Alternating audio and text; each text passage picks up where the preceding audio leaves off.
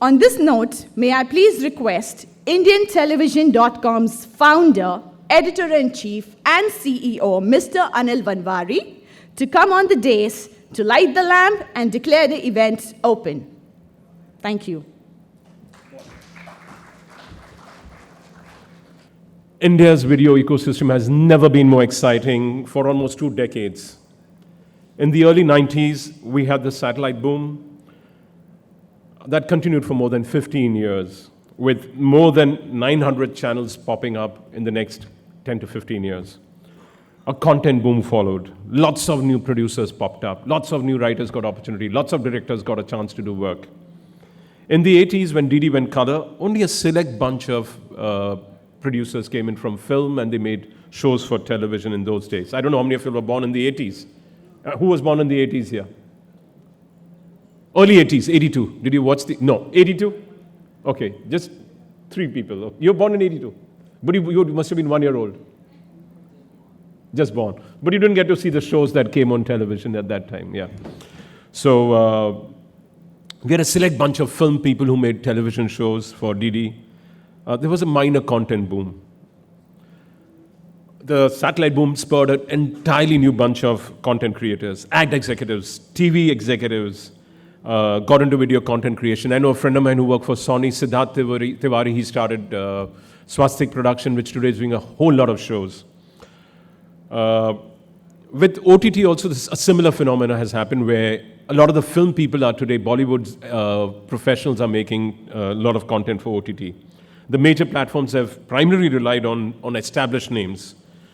But slowly they're starting to move into work with non-Bollywood creators, with young, bright, creative producers, and also those from TV to create content for them. I believe the content boom has yet not hit India.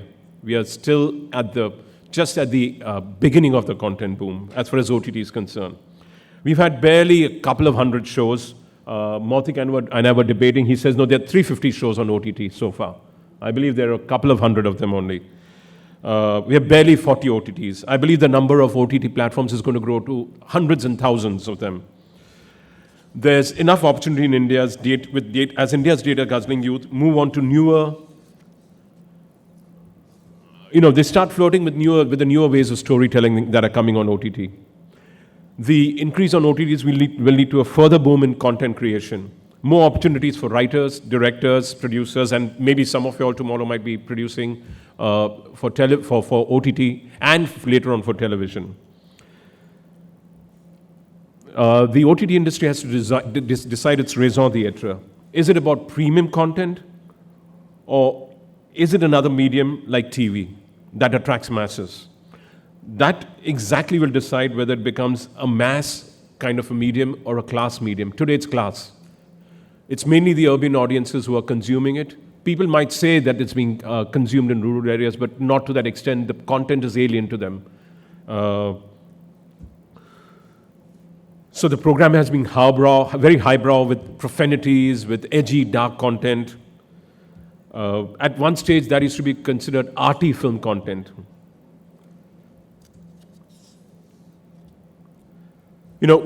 Class will get them limited customers. Massy program will get them hundreds of millions of customers, like television has. Then only will OTT give a threat to TV, which continues to dominate video consumption. Of course, there are viral videos on YouTube, TikTok, which are getting, again, watched a lot. But those are snackable and easily forgettable. Now, if OTT wants to go massy, it has to create content which appeals to the masses, which is part of the Indian ethos and culture. Edgy content with a plethora of swear words can only appeal to a smaller user base. Again, hence if the likes of Amazon, Netflix, and the other players want to attract hundreds of millions of subscribers, they will have to go mass with the originals. The Saas Bahu stories told differently will have to come on OTT. I know y'all may kill me for this, but most of India does want to consume that. And business models are based on volumes. You can have niche platforms too, but those will be niche. Then it will not provide Netflix and Amazon and the other players the volumes that they need to ensure that they make the money that they have to. That's my view. You all may lynch me, you all may kill me, but I believe you have to go mass in India with masala stories, not just the classy, arty, dark, edgy stories. I could be right, I could be wrong. We'll get to know in a few Vidnets from now. We'll be discussing this 2 years, 3 years from now. This year, Vidnet has grown, and how? We've got 2 rooms. We've taken a bigger room this year for the creative side. The business and tech track is going over there, but the business and tech track has attracted more numbers. We expected a lot more writers to come in here, a lot more creators to come in here. I hope next year a bigger room is justified for the creators. The entire team at IndianTelevision.com, a group which has created this event, has worked very hard. Let's give them a round of applause, the entire team. A big round of applause to the industry also for supporting our belief. They help fund it. Vidnet is a free conference as far as we are concerned. Apart from the master classes which are happening tomorrow, we charge a very small fee for that, and we've got some 14 different showrunners coming, and directors and editors and writers and producing. We charge nothing at all, which doesn't even cover our costs. I don't know if it'll be free next year. We'll probably charge you all because it's costing money to put this together.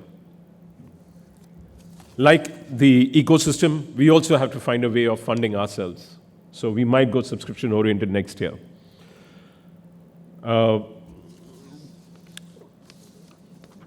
Anyway, as far as I'm concerned, make this day, whoever's in the audience, make it very interactive. Ask questions from those on the dais. They're actually practicing what you all might want to practice tomorrow. They are creating content. They are struggling with business models. They are struggling with getting the right stories in place. Some of them are working. How do you create content which is binge-worthy, watching enough? So these are things which will come up today.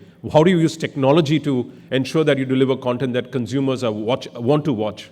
How do you plan for the future? These answers will come to you through the day. How do you create content which the next episode is watched? What's the cliffhanger? All these questions will be answered today. So without much more talking from my side, I welcome you all, and let's have a great session today. And thank you to all the speakers who've been a part of today.